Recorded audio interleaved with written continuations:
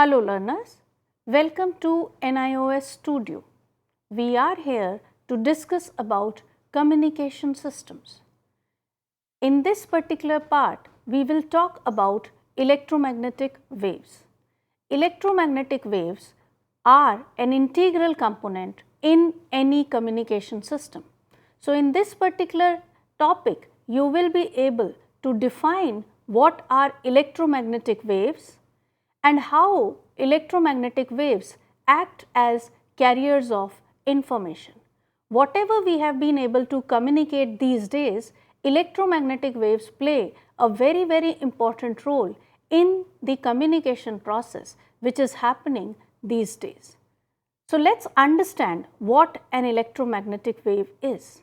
An electromagnetic wave, to be shortly said EM wave, consists of electric and magnetic field. A varying electric field produces a varying magnetic field. When I say varying, it is varying with respect to space and with respect to time, and they are mutually producing each other. So, a varying electric field produces a varying magnetic field and vice versa, which means a varying magnetic field or a changing magnetic field produces an electric field. The EM waves were first theoretically predicted by Maxwell, and then in 1888 Frank and Hertz experimentally verified the propagation of EM wave in free space. All electromagnetic waves travel with a speed c, which is equal to 3.0 into 10 raised to the power 8 meters per second in free space. Let us discuss the propagation of an electromagnetic wave. In an electromagnetic wave, it is the electric field and the magnetic field which are mutually producing each other.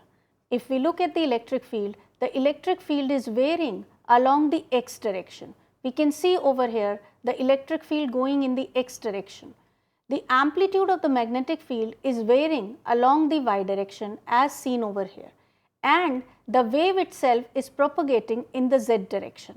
Z is the direction of the propagation of the wave, and we see over here the vector E, B and K are mutually perpendicular to each other, and that makes an EM wave transverse in nature. So, all electromagnetic waves propagate in a direction perpendicular to the direction in which the electric and the magnetic field amplitudes vary. This is how an EM wave propagates in free space. Let us talk about this electromagnetic spectrum, which is there whenever we talk about EM waves. There is a huge spectrum which is seen over here. So, looking at the spectrum, let us see the various ranges of wavelengths and frequencies. The whole of the electromagnetic spectrum is arranged in terms of wavelength in meters, and it is in the ascending order. So, starting from the least wavelength, it is the gamma rays which are there having the least wavelength and the highest frequency. We know that the wavelength and frequency are inversely proportional to each other. So, the larger the frequency, the smaller is the wavelength, and we see that the gamma rays are here at the extreme end of the wavelength spectrum.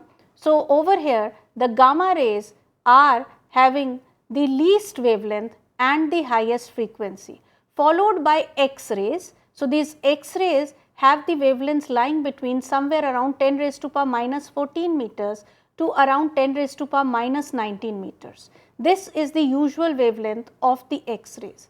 Next to the X-rays comes the UV region, that is the ultraviolet region, which has a wavelength which is of the order of around 10 raised to power minus 10 meters to around 10 raised to power minus 8 meters. Towards the end of the UV region starts the visible light.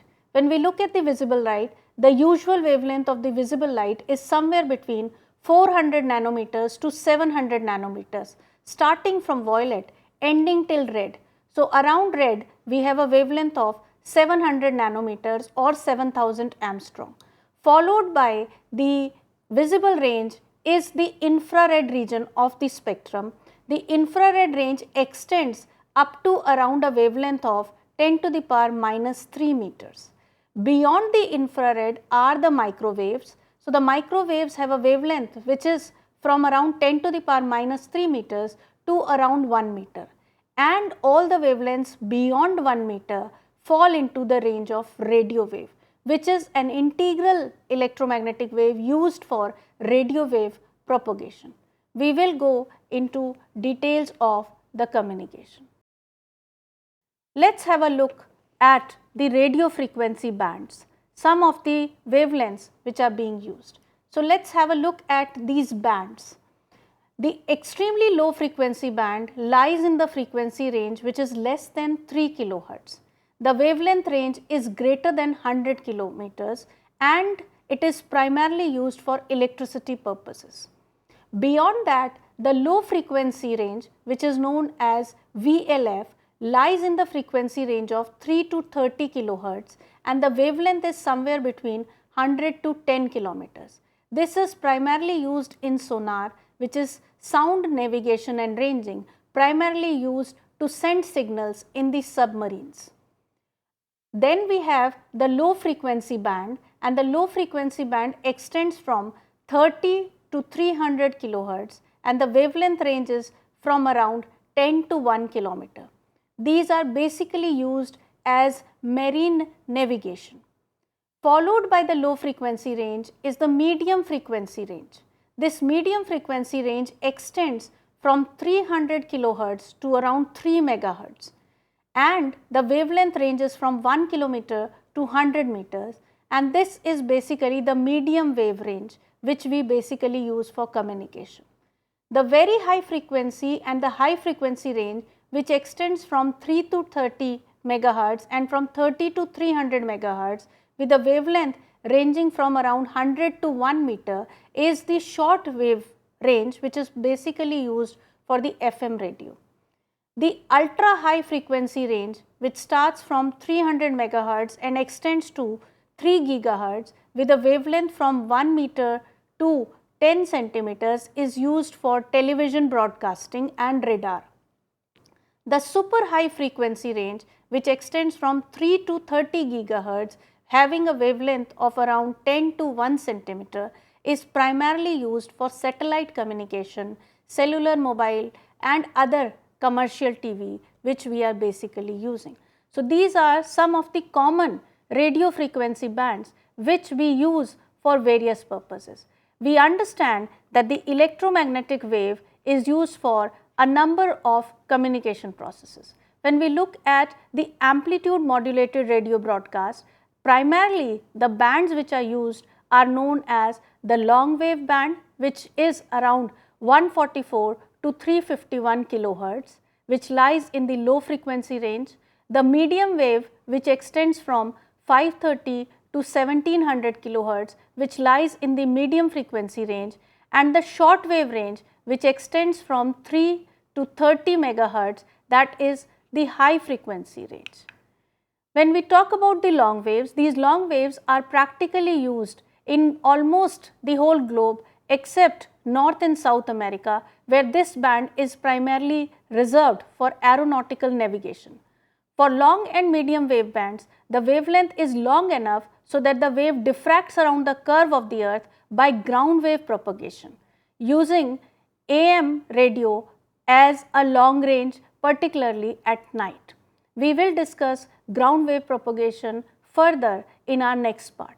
The medium wave, which is most commonly used, is for the commercial amplitude modulation radio broadcasting. The short wave is used for radio services intended to be heard at great distances away from the transmitting station. The far range of the short wave broadcasts comes at the expense of lower audio fidelity. The mode of propagation for short wave is ionospheric. We will go into details of short wave propagation in our next part, where we talk about sky wave propagation or the ionospheric propagation. Let us quickly look at the frequency band and the nature of the broadcast which is primarily used for these frequency band. So, let us go into details of this. So, the frequency band from 41 to 68 megahertz, this is primarily used for VHF television. 88 to 104 megahertz is primarily used for FM radio. These bandwidths are reserved so that there is no interference of the signals of one kind with the other. The 104 to 174 megahertz, which is basically known as the S band, is restricted for the cable TV network. The 174 to 230 megahertz is basically meant for the television broadcasting. The 230 to 470 megahertz is the H band, which is used as the high definition band for cable TV network, and the 470 to 960 megahertz range is used for ultra high frequency television. These are some of the frequency ranges for commercial FM radio and television broadcast. Some common frequencies which are used in different zones of the world. There are slight variations in the frequency bands, but most of the times the same band is utilized so as to have a common mode of propagation throughout the whole globe. In this particular part, we have discussed about what are electromagnetic waves and how they act as carriers of the information.